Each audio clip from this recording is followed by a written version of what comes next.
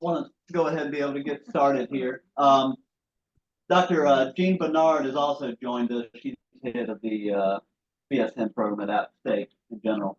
But ultimately, I say this has been a work in progress to try to set up this cohort to where y'all are able to go ahead and transition quickly in 1 year potentially from your RN to BSN. We have worked it out to where you shouldn't have, other than books, you'd have to cover the cost of books and then kind of go over that. But other than that, you shouldn't have to pull anything out of pocket. Okay.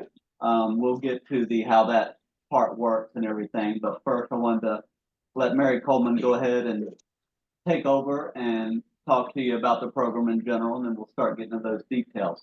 And feel free you can write down questions, ask later if you think that's appropriate, or if it's what we're talking about right now, throw a hand up, interject, what have you. They all should be able to hear you from even way in the back. Okay, I kind of tested everything out yesterday. So. All right, Mary. Great, thank you. Thank y'all for being here tonight. It's so good to see everybody. I know I've talked to several of you already. And like Larry said, Dr. Bernard is with us too. She's our undergraduate program director, and we're glad to have her and her support for this program and this partnership. We are thrilled to start working with you all to think about Appalachian, think about what the process looks like, and there'll be lots of information tonight. I've put together this slideshow. It will be available for you. We also will send out all of the information, the papers that I show, all that kind of stuff. We'll put it together in a nice package and where you can review this. And I'm available for questions. I've already talked to a lot of y'all, and I'm happy to answer questions that either don't get answered tonight or you think of, in the middle of the night tonight. So please let me know and reach out. So let's get started. So you're here and you're thinking about a BSN. One of our big things that we try and do in the RN to BSN program is to take your existing knowledge and experience and enhance your care of patients and families. So we know that y'all are already giving great care, right? We know that you're giving thoughtful care to your patients and their families, and we want to help increase those areas. We talk a lot about quality and safety, leadership, and a lot of our activities are directly applicable to what you're doing in your clinical practice, what's going on your units, what needs to be changed, what are some different ideas, things like that. So briefly, some benefits to increasing BSN prepared staff. And this is kind of from several different pieces of the literature. Increasing BSN prepared staff can increase patient odds of surviving cardiac arrest, decrease mortality, decrease surgical mortality, and decrease length of stay. So that's why I think one of the reasons why the hospital is so interested in partnering with us. But for you, we think, of course, as nurses, we want better patient outcomes, right? But, there may be opportunities for different career advancement, leadership positions, certainly in enhancing existing leadership skills. And then also we found and have had a lot of feedback from our students that it really helps with burnout. You wouldn't think a lot of times that adding on school would help, right? Sometimes people think it's just something else to do, but we have had some really great feedback from our students. One at the end of last semester who talked about how this program has helped with her burnout so much and how it has really reinvigorated her excitement about nursing, her love for nursing. And so consider that too. And it's not just something extra to check off the list. So we want to work with you to meet you where you are in terms of what you need to learn, and then enhance those skills. So why app? Our primary program is a 12-month program designed for working professionals. So we have had a lot of experience working with working nurses and who work day shift, night shifts, swing shifts, all sorts of schedules, weekend option. It is entirely online. So I am the program coordinator, and I'm based out of Atlanta. I go to campus for graduation. I go to and accreditation things and stuff like that. But when I say it's online, I'm not on campus. Dr. Bernard's on campus, so you can always meet with her if you're there. But we don't expect you to come to campus, and it's asynchronous. So that means that it's done on your own time. We typically have assignments due on Monday mornings. And when your assignments due, that means at any point during the week, you can do that work and turn it in. So some people, if they work on the weekends, they'll do their work on Monday, Tuesday, whatever day they're off. And other people will wait till the weekends. It just depends on what works for your schedule. But it's asynchronous, and we set it up at the beginning of the semester. You see all of the weeks, and we pace you through the assignments. And you'll get feedback on an assignment before you do the next type and that kind of thing. So we really design it to hopefully for you to be able to do this on your own time when it works for you. And we have experienced faculty. One of the great things about our program is that our RN to BSN program is primarily taught by full-time faculty, and that's sometimes rare in RN to BSN programs. And adjuncts can be great for institutions and certainly have their place, but what you'll find at App is your faculty are really involved in curriculum and planning. They're very experienced with working nurses and students and know what it's like. So that's very helpful. And we've also got excellent student support options. So we have a dedicated nursing advisor to make sure you're getting the right classes, you have what you need, and along with my role that helps kind of streamline your experience. So, an example of something that I help with in my role is if somebody has something big going on. For example, I'm not sure if y'all remember that Thanksgiving after COVID started, when everybody got together and everyone got COVID. Do y'all remember that? That Thanksgiving. So you can imagine if you're in school that over that time frame, the time between Thanksgiving and winter break is pretty busy, right? Tests, exams, finals, that kind of thing. And we had a couple students who got really sick during that time. And what I was able to do is we all were able to work together, and I could bring their instructors together to make sure that we have a plan to get them through the semester, finished, on track, and can kind of streamline that experience. Of course, you'll work directly with your instructor for your courses, but also I'm here to help for those kind of issues, time management stuff, all sorts of things. We also have a career center. We have a writing lab. The writing lab's really helpful with APA and lots of different good support options. So in terms of our department, just briefly, our RN to BSN program was a distance program for many years. And so it's been around since 2006 and went online in 2012, I believe. So we've been doing this for a while. And then we have a Master's of Science in Nursing Education that started in fall 2016. And we're accredited by CCNE as well. So getting to the meat, what everybody's interested in terms of applying and what it looks like. We are well into our application season. Final applications are accepted through August 1st. So the sooner the better. If you're thinking about this fall 24 cohort, there's an online application with a fee, and you do have to send your transcripts. So this is what we need to get into our RN to BSN program. We do cohorts each fall. So when you're thinking about it's either this fall or fall of 25, or, we can kind of plan out what that looks like for you. You do have to be admitted to university. Our RN to BSN requirements are a little bit higher than the university ones, so I'm just going to speak to those. You do have to have your completed associate's degree or diploma and a current nursing license, active, unencumbered, a cumulative GPA of 2.5 or better. And you also, I'm going to point this out and I'll mention it again, you have to have completed all your required prerequisites. So I know I've been talking to a lot of y'all about different things that you may need before starting our program. So you'll have a good plan of what you need before you start. And then you could start with us, since we've already passed the summer semester, you would start with us the next fall. So taking your prereqs over this year and then start the next fall. And then we do require health records, immunizations, and we'll talk briefly about that and give you a lot more information. So how do we know what classes you need before applying? So a couple of things that are helpful to know about this is that the requirements vary based on your previous degrees. So if you have a previous bachelor's degree, we'll just start there.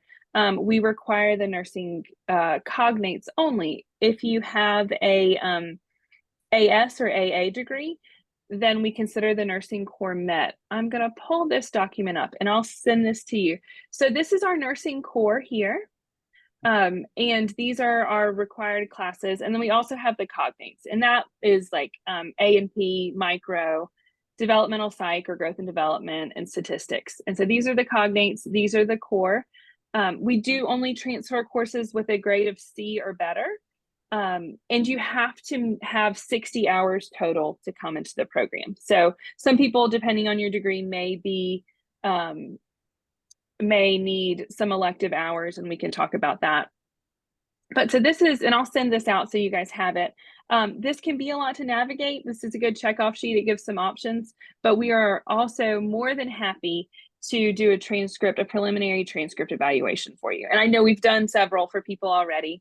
So if you would send your transcripts to me, my email is here, and I'll make sure it's on it when we send everything out too. If you'll gather all your transcripts together, it's helpful if we can have a picture of all of your transcripts at one time for evaluation. You don't have to send me your official ones, just unofficial ones are fine for us to look at. I'll say a 2-week turnaround time, but it's been much less than that. And we've gotten them back to people. I mean, I've been sending them out this week in a couple days. So, but I'll promise 2 weeks at the outside. And so you'll send that to me. I send it to our transfer services. They review them, and we make sure everybody is on the same page. And then I will send you an email that says you need these classes. Here are some options. People typically opt to take those at their local community college, and all prerequisites must be completed before you start the program. So in our 1-year program, we only, you're taking 11 credit hours in the fall, 11 in the spring, and then 8 in the summer. And there's really not room. It'll put you into full-time status if you, and it's really hard as a working nurse to do prerequisites while you are in the program. So we require all of them to be completed before you start. And we also build off of that knowledge. For example, statistics is really helpful when you go into nursing research, right? That language and understanding what's going on there can help you in that course. So we build off of some of that knowledge as well. So we do require all of our prerequisites to be completed. We also have a self-evaluation on our website. And this is here. I've asked several of y'all to fill it out. Y'all may have seen this link. And we will double check everything. So don't be worried or, tangled up in the self-evaluation. It's primarily to get your information into our system and to have you start to think about what we're requiring. So the self-evaluation is a great thing to fill out as well, and that'll get you kind of in the pipeline so you know what's going on.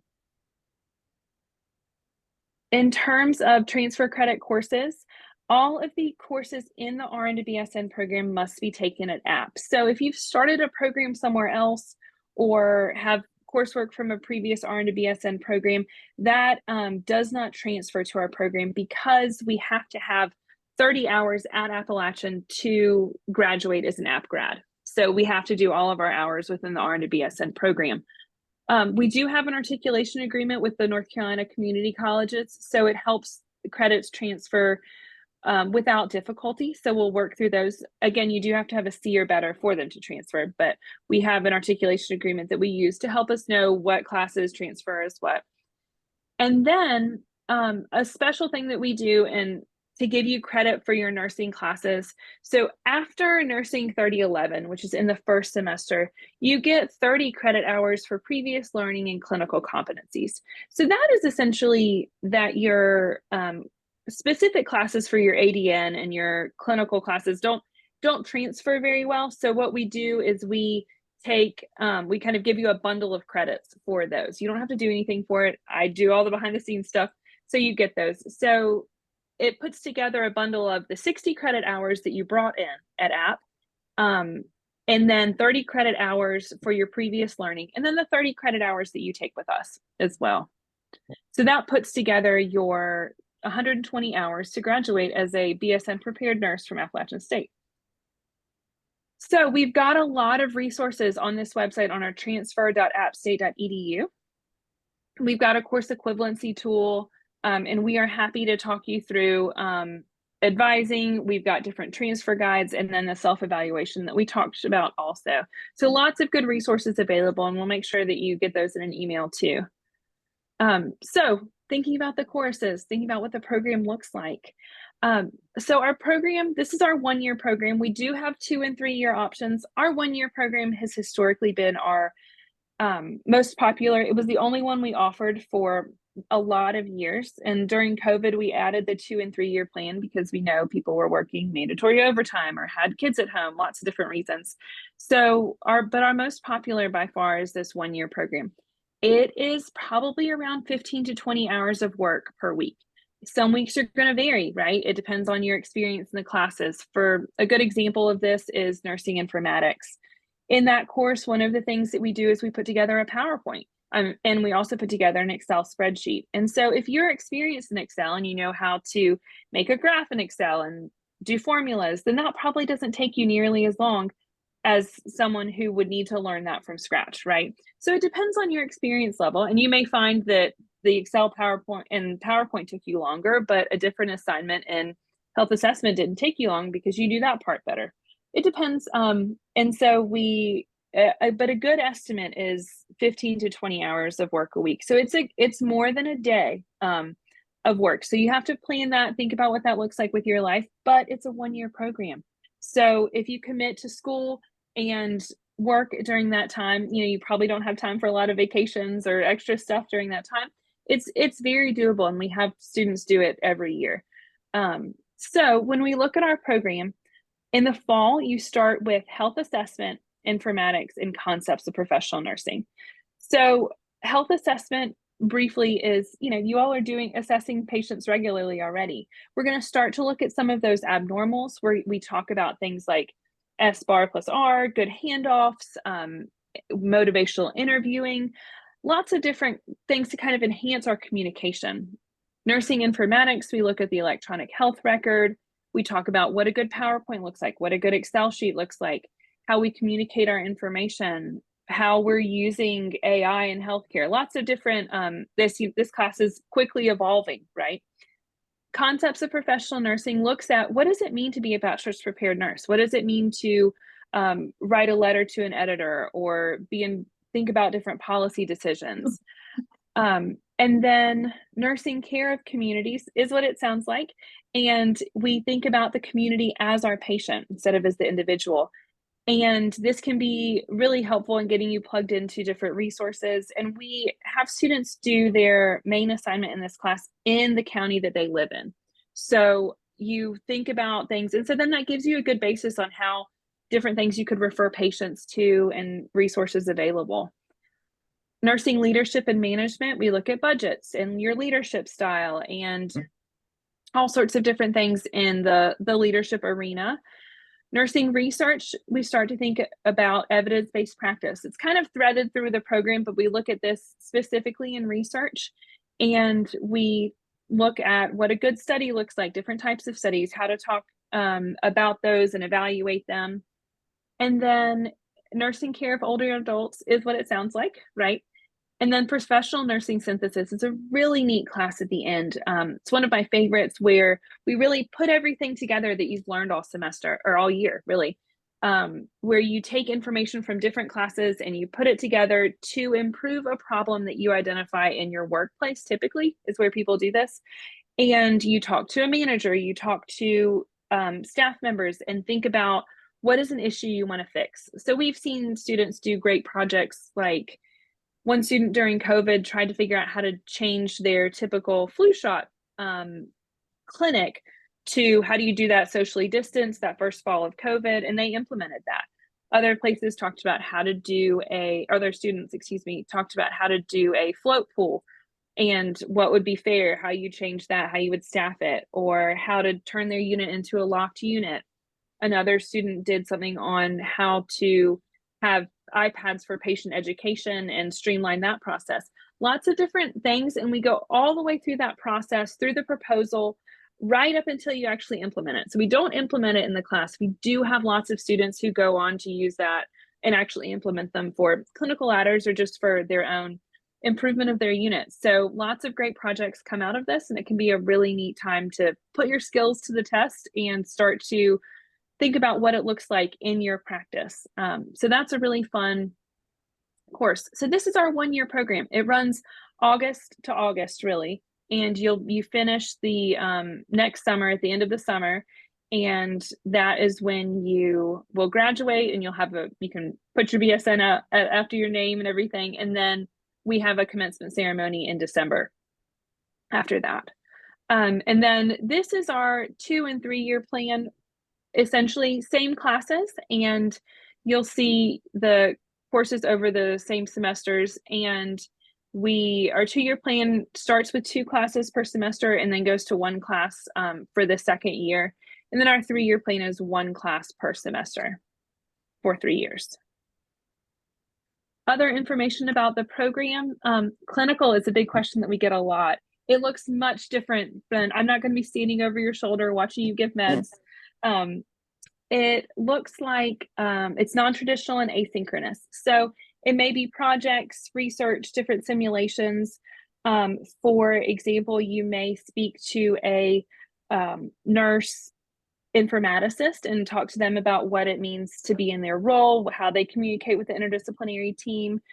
In nursing care of older adults, you'll talk to an older adult and interview them, talk about their perception of health, and then get a medication list. You do a teaching plan. Your instructor goes over that with you, make sure that's all in good shape, and then you actually do that teaching plan with the older adult and evaluate yourself on how you did and everything. So you're practicing.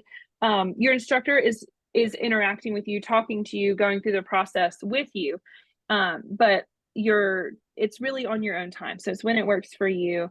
And like I said, for your community class, we do our windshield survey and the entire community assessment in the county that you live in. So you'll talk to a key informant in that county. Dr. Bernard, anything to add about any other thoughts on clinical to add? Well, I was just thinking about the leadership management course. There's a staffing worksheet, and you get the opportunity to kind of look at how staffing is done on your particular unit and how you would change that or make it better. Not that there's a right or wrong and one size does not fit everything, but it's just a good opportunity to practice at that skill. Or you might have maybe 3 different scenarios. One might involve an ethical issue, and you get to look at what's in place at Hugh Chatham for working together in terms of an ethics board. I mean, do you have a board in place, and how do you come together as a staff? And suppose you were going to be leading it for a particular patient situation. So it's that type of thing versus, today practicing how to put in 10 Foley catheters or what, I mean, not that you ever did that either, but, it's just not like what you knew of clinical before. Yep. Thank you, Dr. Bernard. Additional fees to think about. These are bundled into your student, most of them are bundled into your student fees, lab fees and liability insurance. And then we also have a clinical requirements tracking system.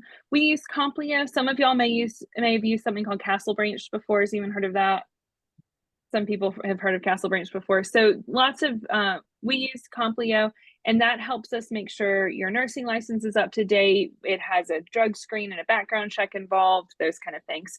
And then textbooks we have a couple of options. So automatically students are all charged for textbooks when they come each semester. And that gives you access to an online copy of your textbook immediately. So when you open the class the first day, your textbook is right there. So we're not panicking trying to get things from Amazon or wherever. And if you don't like that, you are more than welcome to opt out of that and order your book separately from whatever platform you prefer. So that is a fee that's rolled into your fees per semester. But it's really helpful to have access that first day that classes start. Let's see. Other requirements, we do a background check and drug screen in the first semester. And all of our compliance information is typically due at the middle of October that first semester. So we give you a little bit to get used to the program in your classes, but we do ask, and we give you this information early. I'm already talking to the students for this fall about what they need to get together. But we require BLS, Your nursing license has to be up to date the whole time you're through the program, of course. And immunizations and PPD testing, there's some wiggle on the PPD testing depending on your institution's policy, and so we can talk about that. But after admission, you're given information on how to meet all of these requirements, our CompLIA tracking. Like I said, our students coming in the fall started getting information about this in May. It's due in mid-October. So, you've got a lot of time to work on that. And, but those are the expectations and requirements for the program. So I'll start talking briefly about this, and then Larry, if you'll jump in, I'll hand it off to you.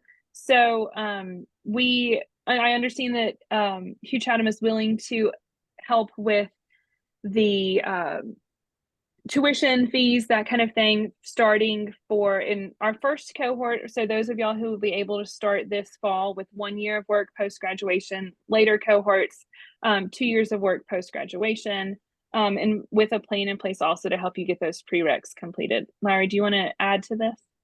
Yeah, I'll actually let Jordan kind of give the lowdown on like our loan setup forgiveness policy that we have in place. But the ultimate gist is it's an inaugural introductory offer, basically, to entice you to get on it right now.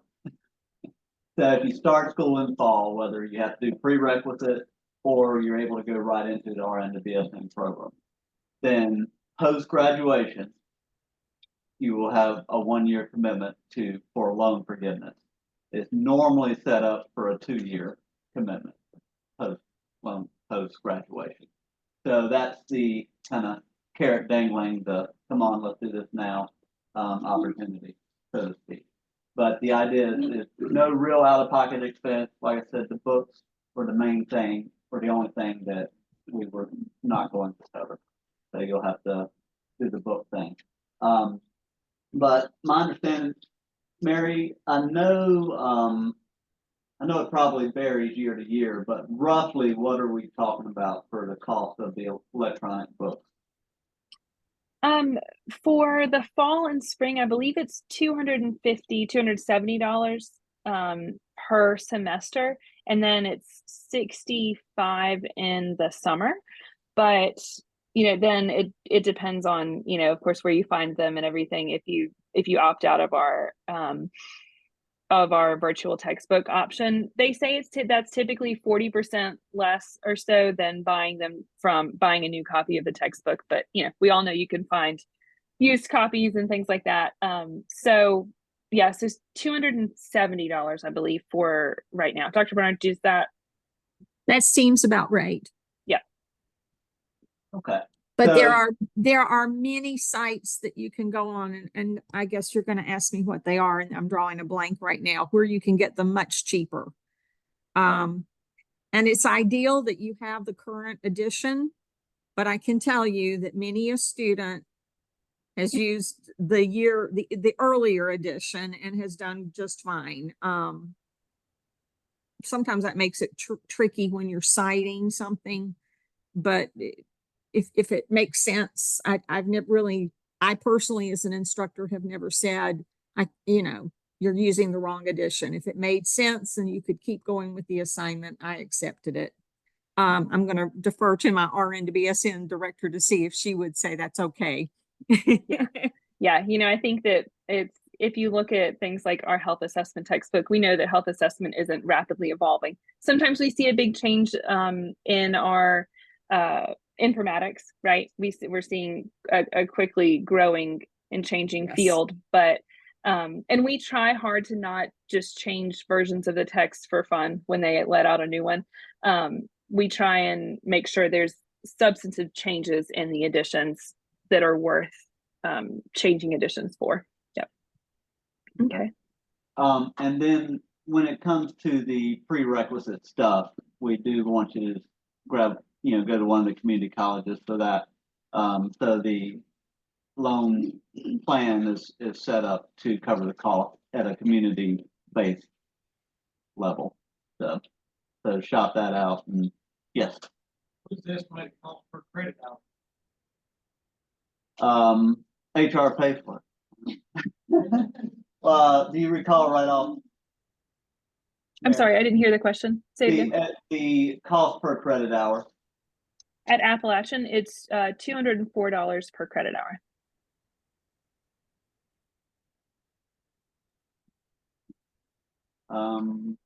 Yeah. Question. So we're talking about the Medicare, assistance program, all starting in the fall of 2024. Coming the fall semester. That apply to any one of the programs we were to choose, 1, 2, or 3-year program, or will it only apply to the 1-year program? Our goal is for you to take the 1-year program, but if you extend it out, 2 years and beyond, then we're gonna probably have to have a more thorough conversation about you're gonna have that extended time that you're working here anyway. So I don't know. I guess you got a thought, Jordan? I'd like to All right. everyone. The worst case scenario, if that were to happen and we have to have further conversations, the current loan assistance program is really a work to pay it back for 2 years. Whenever I say you work to pay it back, there's not going to be a deduction that's coming out of your paycheck. Okay, it's going to be so many hours work, and that's what we look at for cohort 1, or if you start your prereqs to be able to be a part of the cohort that begins with the program in fall of 2025. That's where they're looking at only working a contract in 1 year. And after 1 year, you would have considered to have fully paid it back. But if it has to be extended, and like the worst case scenario, it's 2 years. Is the current policy for being able to work full time after you complete the program. To complete the program, you graduate, take on a full time position, and then you work 2 years in order to have it ultimately paid back. So everybody has access to policy staff. It's the education loan assistance policy, and you would still have to follow the application process just to ensure that we have all of your information on file. And then we can, of course, track your progress as you go through it. But there are attachments in that policy. If you have specific questions as you go through it that may, mainly just apply to you, please contact me. Happy to help out, help assist you any way that we can. But once again, the education and loan assistance is ultimately a huge item of paying for you to now obtain your BSN. Okay. Any other questions? Right on. Well, y'all have any more questions for them about the program or anything like that? What if you were about to say? I'm sorry, Well, can you say it again? So her question is if they were out of state. So I presume Virginia residency. How would that work for y'all then? So, you clearly have a compact state license, right? Because you're working in North Carolina. So as far as those requirements, that we're probably okay. We usually have to check some Board of Nursing things to make sure that'll work. Tuition is different for out-of-state students. So we will have to, Laura, you probably need to have a conversation about what that looks like. Because I think it jumps from to close to $800 per credit hour for out of state. So that's probably a conversation that needs to happen separately. Yeah. Thanks. So yeah, for that specific, we'll just have to one-off that conversation. Yes. There are several of us that are actually paramedic, RN, bridge people that I think are interested in the program. Have you guys had any experience with that, or any problems with transferring of credit hours and stuff that was not a traditional nursing program? No, typically in terms of meeting our RN to BSN criteria, we look at our core. I'm going to switch over real quick to these nursing core classes, and we've got students that come from all sorts of different backgrounds and have been out of school for 25 years, have been, we're diploma nurses, all sorts of different things. So we work really hard to take credits from all sorts of different places. I'm sorry. They were picking on one of our older nurses. Oh, sorry.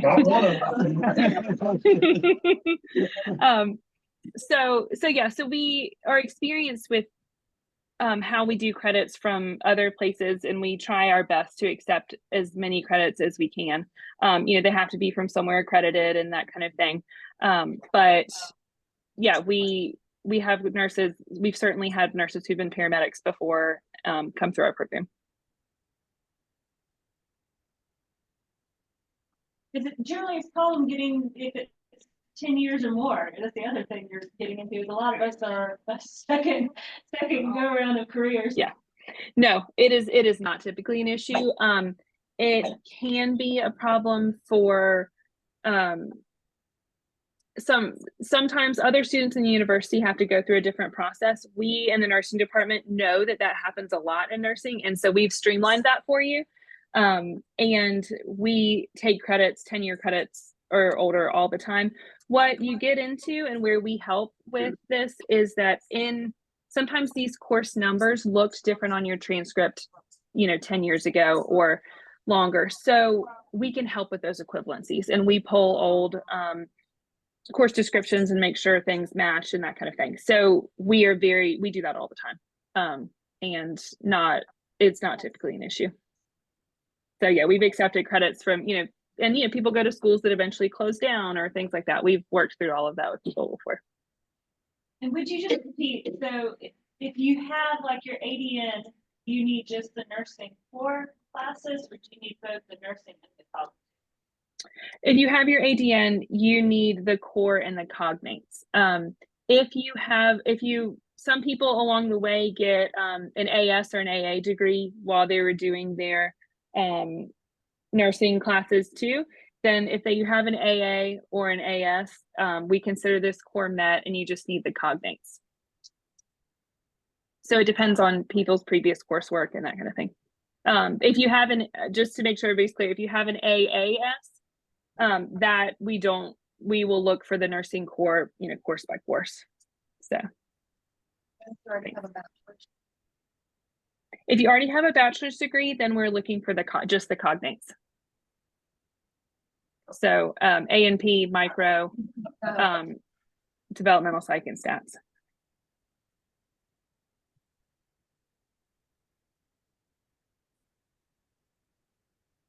Other questions? So my contact information is here, and you'll see that I copy Joshua on a lot of these because we kind of tag team that he's got the transfer information, what it looks like to come to app, all that kind of stuff.